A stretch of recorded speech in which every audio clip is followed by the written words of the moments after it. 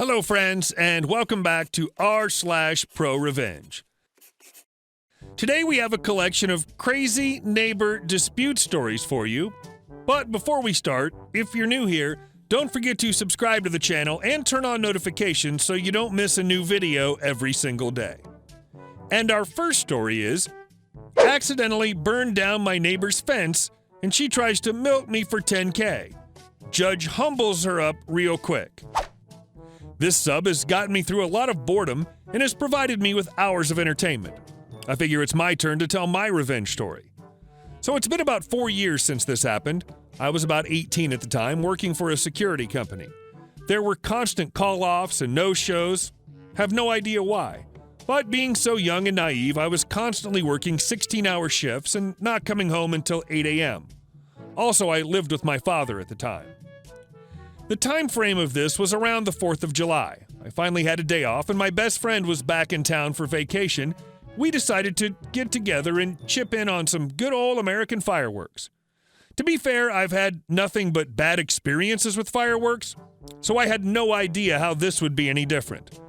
We got home with the fireworks and laid them all out on the floor. Sparklers, bottle rockets, cakes, and Roman candles. I say, why don't we mess around with some sparklers since it's still not dark yet? Great idea. So we go into the backyard, where it hasn't rained in well over 2 months, and it's extremely dry. See the problem here? Yep, one of the little sparkies from mine and my friend's sparkler made contact with the ground and made 2 small fires that quickly spread to a large area. I ran as fast as I could to grab the garden hose and quickly started spraying down the fire. It was no use. It was spreading faster than I could spray it. I handed my friend the hose and called 911. What felt like hours was only 4 minutes, and the fire was spreading to the neighbor's fence. The neighbor came outside, and they were fairly calm to grab their hose and spray down the fence, along with the dead grass in her yard. The fire department shows up finally, and I tell my friend, only one of us needs to get in trouble. You should leave. He was reluctant to leave because he felt equally responsible, but I convinced him I didn't want him to get in trouble and have to drop out of college. My neighbor was super chill about the entire situation. First, I told her that we could talk about replacing the fence and get some quotes to repair it. She was just super grateful that everyone was okay. About 2 hours after the fire, the arson/fire investigator came to question me about the fire. I told him the truth. I said I was in the backyard by myself playing with fireworks and accidentally lit the ground on fire. I'd gotten off that day without being hit by any charges and was commended for being honest. Here's where it goes downhill very fast. About a week later, I get a knock on the door from the neighbor. I open the door and she handed me 2 pieces of paper for me to look at. There was a quote for the fence valued at around $4,000 and an estimate for lawn care valued at $6,000. These were really shady and just typed out on a Microsoft Word document. No logo or company name. She then adds, I will also be having you pay my water bill for 3 months because the new yard will need lots of water. Now, the fence this woman had before was raggedy and falling apart. Her yard, dead grass, weeds everywhere. Never mowed it. Now, looking at this paper, she wants a mahogany fence and a brand new backyard with flowers and trimmed hedges. I said, I need to get an estimate myself. This doesn't feel right. She says, remember, you agreed to replace my fence, and a real man keeps promises. I shut the door and called my dad to tell him about what just happened. He flipped the F out and told me, son, don't you give that slug a single dime. He then gives me the number to his handyman and tells me to take care of it. The next day, I had the guy come out for an estimate, and the neighbor ran outside flailing her arms. I did not give you permission to get an estimate on my fence. Technically, it separates the property line, so it's both of our fences. She calls the cops on me for having a contractor, and they ultimately can't do a single thing because I'm on my property. He quickly finishes the estimate at $1,200. I also knew a guy who did lawn care from my time working at the grocery store. He estimated the lawn reseeding while she was away from the house to be about $800.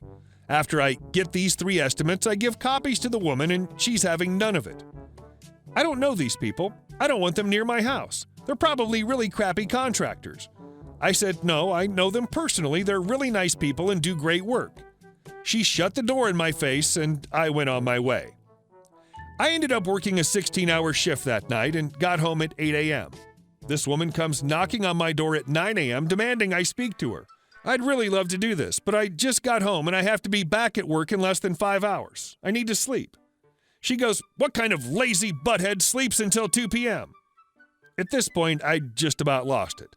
I told her, "You can either accept my $2,000 for the quotes or kiss my butt and get nothing." She stood there for a while with her mouth gaped open, but she accepted my offer and planned to meet down at the notary the next morning. I spent that night, after I got off work, writing a contract and gathering $2,000 in cash. The next morning, I wake up, grab the contract to meet down at the notary. I was thrilled to finally be done with this broad and never have to speak to her again.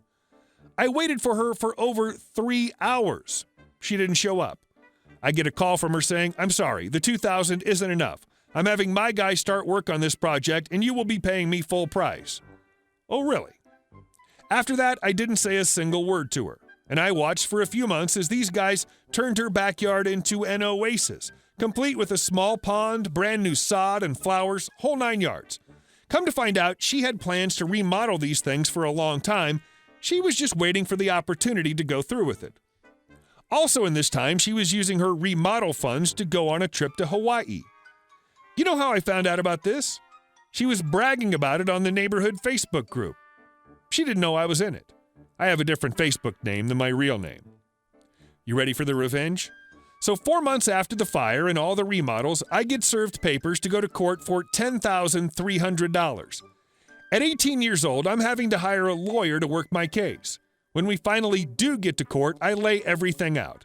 The quotes, being harassed multiple times, not showing up after agreeing to a deal, not wanting me to get my own quotes, required by law, by the way, and her bragging about screwing me out of money, and I have proof of all this. The judge looked at her and said, "Ma'am, with all due respect, you're out of your daggum mind. Not only did this young man tell the truth of what happened, he offered to pay you more than he was supposed to. Your lawn was already dead before the fire occurred, therefore he's only responsible for the fence of $1,200. I'll also deduct this from his lawyer fees, $800. So I burned this woman's fence down, and all I'm having to give her is $400? Cool." She took a huge financial loss from this. Not sure how much the Hawaii trip cost her, but she was in serious debt. She ended up having to sell the house because of it and move to a smaller house. Haven't heard anything from her since. Damn! There's nothing better than seeing someone try to F you, only to F themselves. And our next story. 5 neighbors in total wrecked their cars on the new fence, and nobody came knocking at the door. I saw your crazy neighbor stories, and now I bring you my father's that stuck in my memory. We live in a small private neighborhood. The neighbors are related to us, more or less, distant relatives. Everybody here is a complete nut job. They were constantly arguing for decades before me or my brother was even born. Our property line is kind of like a square, and it's surrounded by road on 2 sides. Keep in mind that on one part of the road, we let our neighbors use 1 square meter of the land so they could use the road safer and not damage our property. This is crucial information. The road's made of gravel.